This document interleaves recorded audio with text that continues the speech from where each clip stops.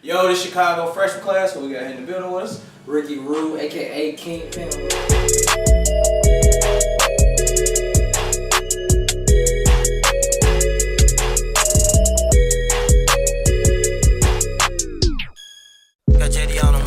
Hello? I want to come to.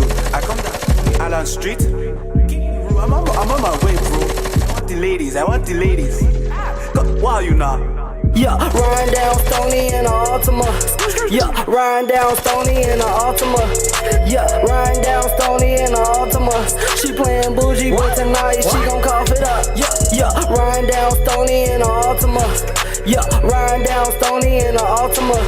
Yeah, riding down Stony in a Altima. She playing bougie, but tonight she gon' cough it up.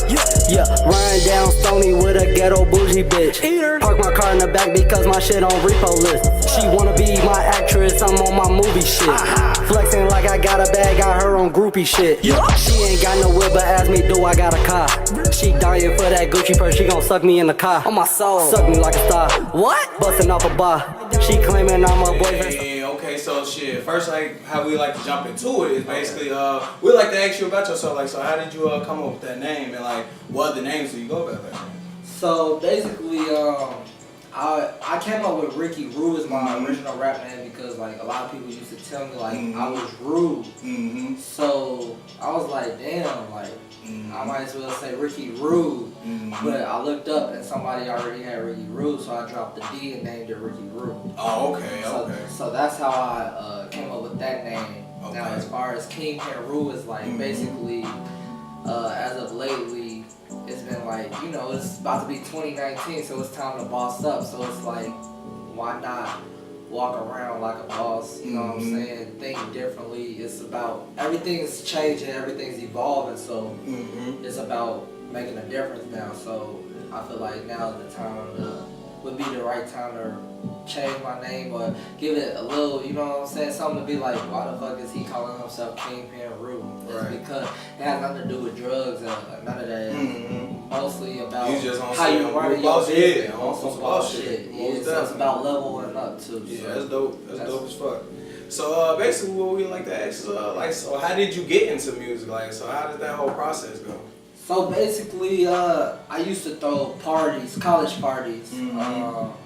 It started from a dorm room. Then I had somebody who saw how I was throwing parties, who actually was throwing parties, and they reached out to me, and I started throwing parties such as like Superfest, College Mayhem, stuff like that. So basically, while I was doing the parties, we was having artists open up as far as like Dreezy, Chance, King Louis.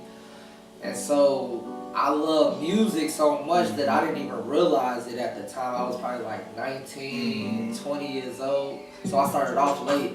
So I'm like, damn, what if I could like do the same thing? I mean, we are bringing out crowds of people. Why not try to definitely. Like, we already rocking stage, might as well. Might as well. So it's like, I did it, but I wasn't serious. But I was like, my friend already had a studio, so I was just playing around. And then I actually was like, okay, I'm gonna actually try to make a real song.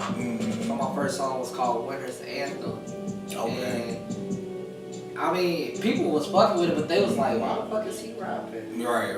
And they was like, what the fuck? They was like, out of nowhere, they like, man, he just So they just didn't take me serious at the time. So they was just like, oh, okay, he probably just going through a phase. Right. And actually, Chance the Rapper's DJ Oreo played it at a club and people was rocking with it. So, but it was still my first time, so people just was like, oh, we've been in this for a minute, so he gotta work to get his. Right, yeah, I know how it is. I give him no pass, so. Most definitely, but you have been showing up, you know what I'm saying? You have been doing your thing. He is a candidate for this semester, so everybody make sure to go vote, make sure that everybody go tune in and everything. So I like to ask, like, so what's like your next project or anything, or like do you got an EP or you got singles on the way or anything? Like, what's that? I do have an EP, but right now I'm just working on like singles. So basically I just wanna how can I put it, just work on majority singles so that by the time I'm done, I can look back and be like, okay, so I got about 20 songs, I can do 5 this tape, maybe 10 the next one, and then another 5 or 7, however. So basically just working on singles. I'm not really focused on the tape right now because the way how the world works is you have to really have at least one song for them to listen to your other song. So it's about really marketing it the right way. So I mean, I could drop a tape, but I don't think it's the right time right now. So but right now, I'm just working on singles, just trying to come up with as many singles as I can right now. Okay, yeah, that's dope as fuck too. But since you is talking about singles, we did just see you recently just release Stony Altima. So tell us about that. Like, how did that come across? That shit slamming, man. Thank you, I appreciate that. No problem. So basically, me and my man, shout out to Burberry Jesus. Hey, shout out. He was a candidate last semester. We was in the car, literally just listening to random ass beats. And so I was like, he picked the beat.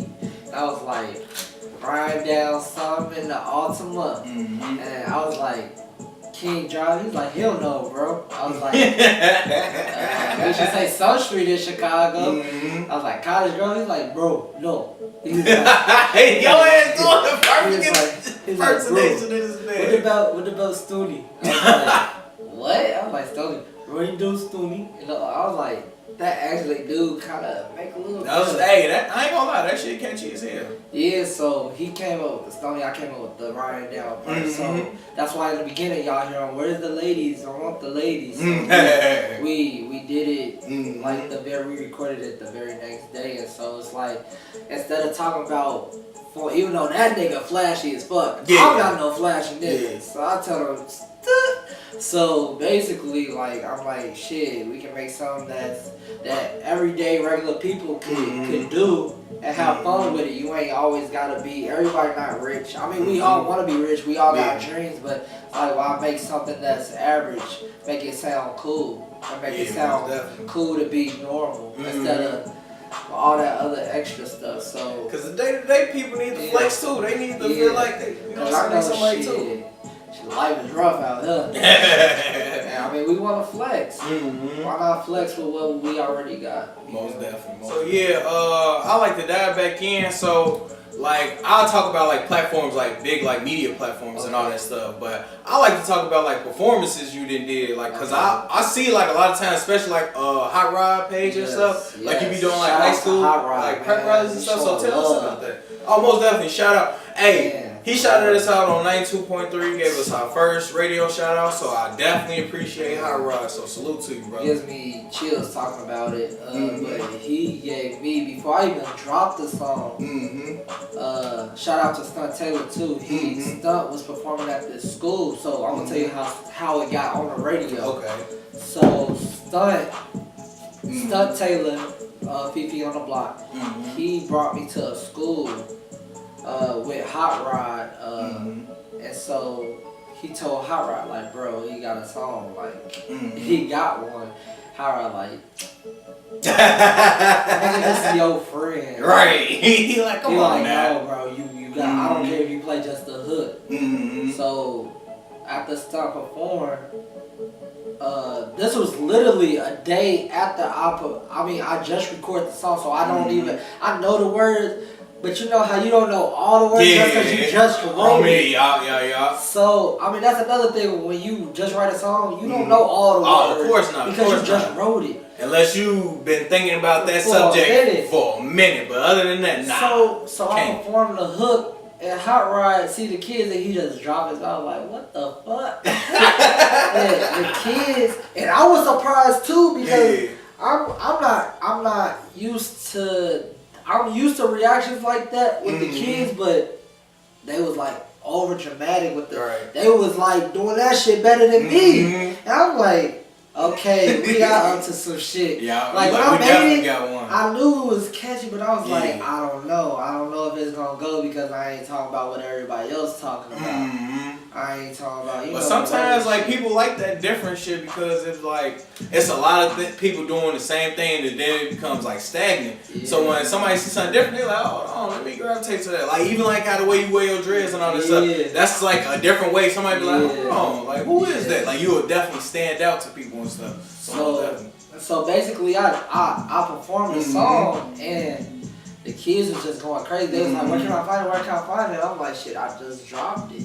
I'm not even knowing how to respond to them right now. So I was like, bro, we gotta get this song on the radio. Oh, most definitely. So I had to definitely knock it in the schools. I had to hit up JDR. Shout out to JDR.